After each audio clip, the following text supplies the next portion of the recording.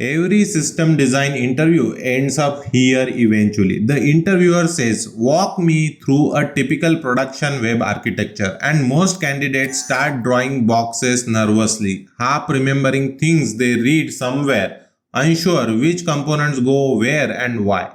But there is a canonical answer, a diagram that every experienced engineer has in their head, a picture that you can draw from memory, explain fluently, and connect back to trade-off because you have spent the last 5 videos learning exactly why each piece of it exists. In this video, we are going to draw that diagram step by step, every box, every arrow, and we are going to connect each component back to the concept it represents, so that by the end you do not just see a diagram, you understand it. Let's get into it. The classic web architecture is the standard multi-layer design that almost every production web application either uses or evolves from. It is not a specific technology stack, it is a pattern, a set of components arranged in a specific order for specific reasons. The full stack look like this. A browser makes a request, it hits DNS to resolve the domain name to an IP address. That request lands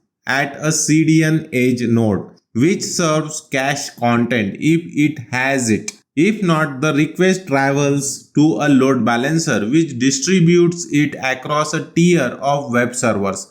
The web servers handle a static content or pass dynamic requests to application servers. The application servers run business logic and read from or write to a database. A cache layer sits near the app server to reduce the database load. 7 layers, each one solving a specific problem that a layer before it could not handle alone. Stick this in your brain forever. In this architecture, every component was added to solve a specific bottleneck. Remove any one of them and you either lose performance, lose scalability, or lose resilience. Think about a letter moving through a postal system. You write a letter to a company. The envelope has a name on it, not an address. Before the letter goes anywhere, the postal office looks up that company's address in a directory, that is the DNS. The letter gets picked up by a regional depot closest to you. If the company left a pre-printed copy of the response at this depot, the depot hands it right back. You never wait for the letter to reach headquarters, that is your CDN. If there is no pre-printed answer, the letter travels to the main distribution hub. The hub routes the letter to the desk with the shortest queue. That is your load balancer. The desk worker receives it. Simple request, a standard form. They handle it themselves. That is a web server. Complex request requiring account lookup and business rules. It gets escalated to a specialist in the back office. That is the application layer. The specialists check the central filing system, that is your database. If the same record is looked up constantly, a photocopy sits at the specialist's desk, that is your cache. 7 stop, each one exists because the last one could not do it all. There are 3 reasons every engineer need to have this diagram memorized. Reason 1, it is the answer to your most common system design interview opening. Design a URL shortener, design Twitter, design an e-commerce site. They all start from this foundation. If you know this diagram, you have a starting point for every system design question you will ever face. Reason 2. It is a summary of Module 4. DNS resolution, CDNs, load balancer, stateless server, database replication, every concept from this module appear in this one diagram. Drawing it from memory is how you know you have actually learned the module. Reason 3. It tells you where to look when something goes wrong. Slow page loads, check the CDN. High server CPU, check the load balancer distribution. Slow queries, check the database tier. The architecture is also diagnostic map. Engineers who understand the full scan can narrow down production issues in minutes. Engineers who only know their own layer take hours. Here is where we are going. Let's build this diagram layer by layer and trace a single request all the way through. Step 1. The browser. The user types a URL and presses enter. The browser has a name example.com, but it needs an IP address to know where to send the request. The step 2. DNS. The browser queries DNS, the domain name system, which resolves the domain name to an IP address. If the result is cached in the operating system, this takes under a milliseconds. If it needs to query DNS resolver, it takes around 50 milliseconds. Either way, the browser now has the IP and can make the actual request. Step 3. The CDN. The request lands at the Content Delivery Network edge node, a server geographically close to user. The CDN checks whether it has a cached copy of the requested resource. If yes, a cache hit, it returns the response immediately, often in under 10 milliseconds. The request never reaches your server. If no, a cache miss, it forwards the request upstream. Step 4. The load balancer. The request arrives at your load balancer. The load balancer picks one of your available web server based on its routing algorithm, round robin, list connections, or another strategy and forward the request there. Step 5. The web server. For static content, HTML files, CSS images, JavaScript bundles, the web server handles the request directly and return a response. For dynamic content, user-specific data, anything requiring business logic, the web server passes the request to the application server tier. Step 6. The application server. This is where your code runs. The application server reads the request, processes the business logic, checks the cache for frequently accessed data, and if needed, queries the database. Step 7. The database.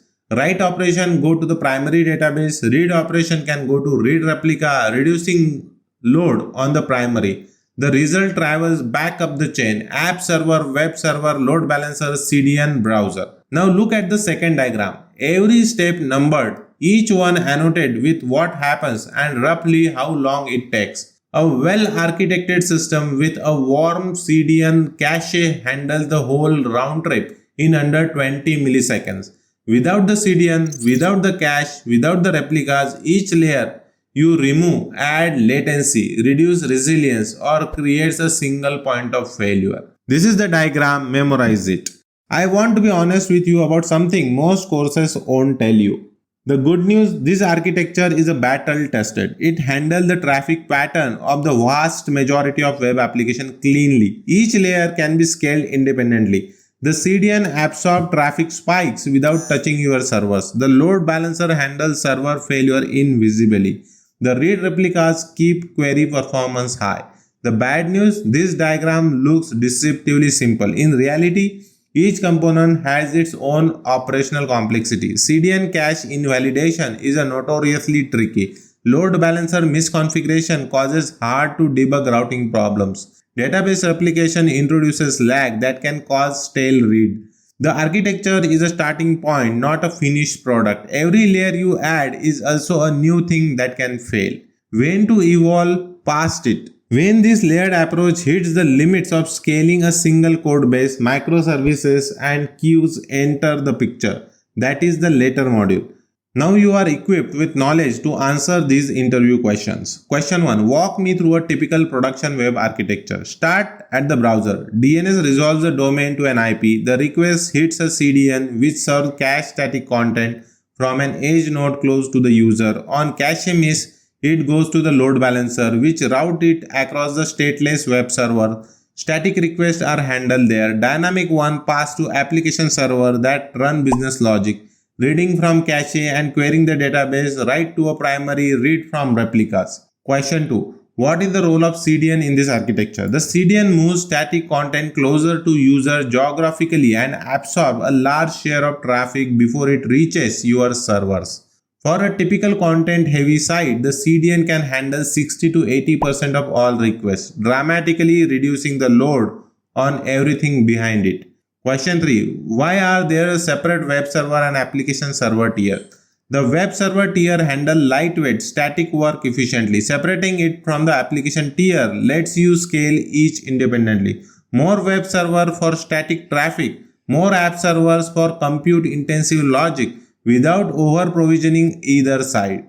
That third answer demonstrates architectural thinking, not just component knowledge. It will stand out. Before you go, take 30 seconds to log this in. Takeaway 1. The classic web architecture flows through 7 layers: browser, DNS, CDN, load balancer, web server, app servers, database. Every component solves a specific problem that the one before it could not. Takeaway 2. The CDN and cache layer exist to avoid hitting the database. The load balancer and server tier prevent single point of failure. Together, they give you speed, scale, and resilience. Takeaway 3. Be able to draw this from memory and explain why each component is there. That skill alone answers a large portion of any system design interview.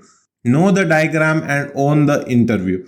In the next video, we are going deeper on the database tier, specifically database replication, how primary and replica databases stays in sync, and the trade-offs of reading from copy of data. Hit subscribe so you don't miss it. Playlist is in the link below. See you in the next video.